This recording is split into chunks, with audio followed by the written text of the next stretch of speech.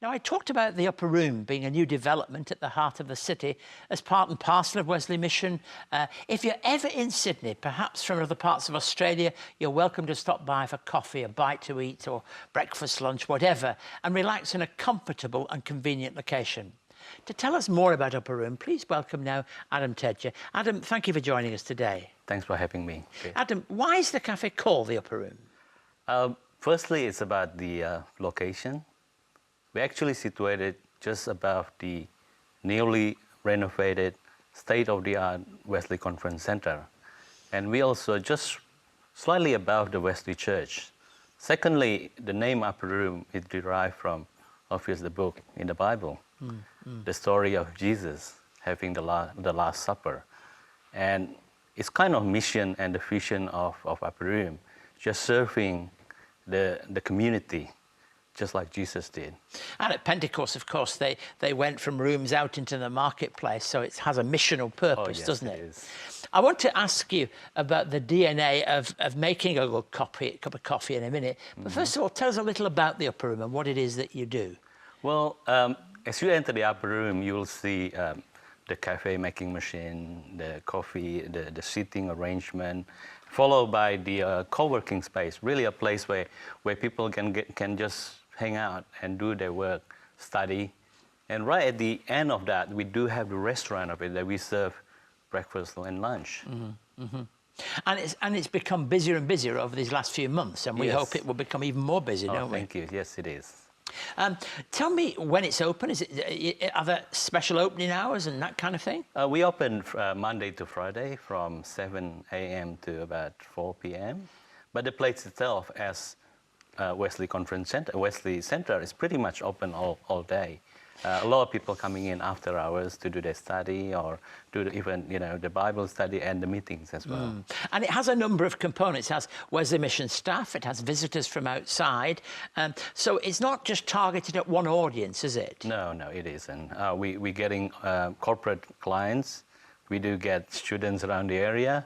We have the elderly and pretty much the community that live in the city. Now, at one time when we had restaurants of this kind, it was a big formal dinner. Tell us something about the menu.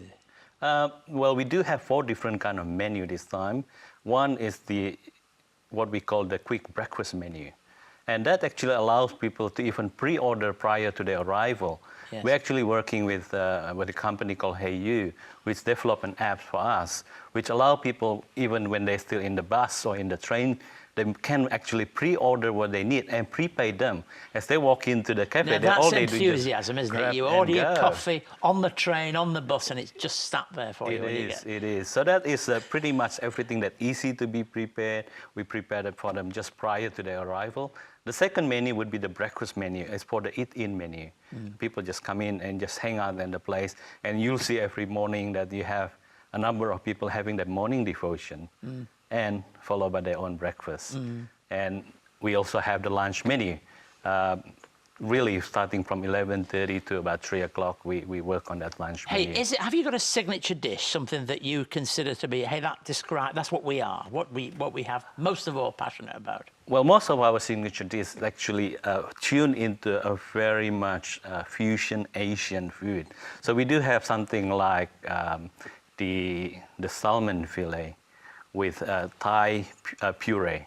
So it is something that's quite unique with our place, and that's been very popular. We do have a very much a unique Asian signature dish, one being the Hainanese chicken rice. So if you know of Hainanese chicken rice, you probably would want to try this and compare it with the others. And from what I heard from people, we probably one of the top 5 Hainanese chicken rice in the city right now. And that's bragging, and we're not afraid of doing that, are we? No, I'm not afraid of that. Let me just say, I think that you described yourself at one point as an Aussie restaurant with an Asian twist, and that probably sums it up. It's not completely Asian, everything you do. No, not completely Asian. But it has that feel of it, doesn't it, really? It does. Now, come on. This is why I've got you on here. This is what we want to know.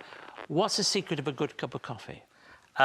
Many people talk about the bean and the way we're roasting it.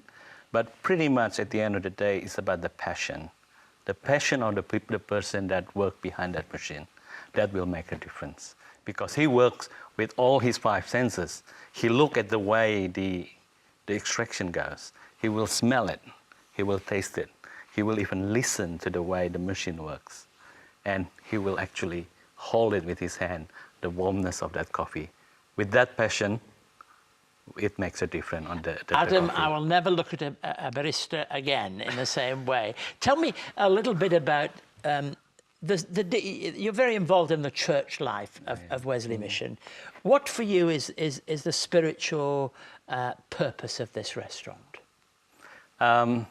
Even from the very beginning, when we started this, we actually want to be missional in the business. In one aspect, we want to have the business to be sustainable, and we want to be biblically correct. And thirdly, we want it to be socially impactful.